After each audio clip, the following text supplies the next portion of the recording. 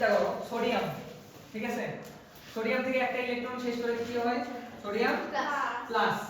এটা কি বলা হয় প্রথম আয়নীকরণ শক্তি, কি বলা হয় প্রথম আয়নীকরণ শক্তি, মানে একটা ইলেকট্রন ত্যাগ করছো। এখন যদি দুইটা ইলেকট্রন ত্যাগ করতে চাও তাহলে কি উৎপন্ন হবে Na2+, তাহলে এটাকে বলা হয় দ্বিতীয় আয়নীকরণ শক্তি। তিনটা আয়নীকরণ মানে তিনটা ইলেকট্রন ত্যাগ করতে চাও, হ্যাঁ তাহলে Na3+, তাহলে এটাকে কি বলা হয় তৃতীয় আয়নীকরণ শক্তি। এখন চিন্তা করো তো কোন আয়নীকরণ শক্তির মাত্রা বেশি হবে, E1 E2 না E3? কোনটা বেশি হবে?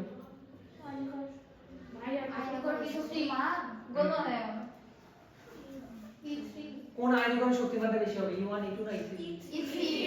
কেন?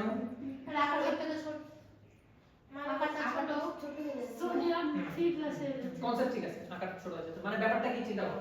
প্রথমে আমার এখানে একটা ইলেকট্রন ছিল, সেই একটা ইলেকট্রন চলে গেছে, তাহলে এখানে দেখো অষ্টকপূর্ণ, অষ্টকপূর্ণ, তাহলে এইটার আকর্ষণ কিন্তু আরো বেশি, তার মানে এটা থেকে ইলেকট্রন বের করতে প্রচুর শক্তি দিতে হবে তোমাকে। আর পরেরটা তো আরো কথাই নাই, আরো শক্তি দিতে হবে। এইজন্য কি হয় আয়নীকরণ শক্তির ক্ষেত্রে E3 E2 E1। মজার ব্যাপার হচ্ছে কি এই সোডিয়াম 2+ এটা কিন্তু গঠিত হয় না, এটাও গঠিত হয় না। কেন সম্ভব নয়? কারণ তুমি একটা ইলেকট্রন ত্যাগ করার পরে তার কি করছো অষ্টকপূর্ণ হয়ে গেছে।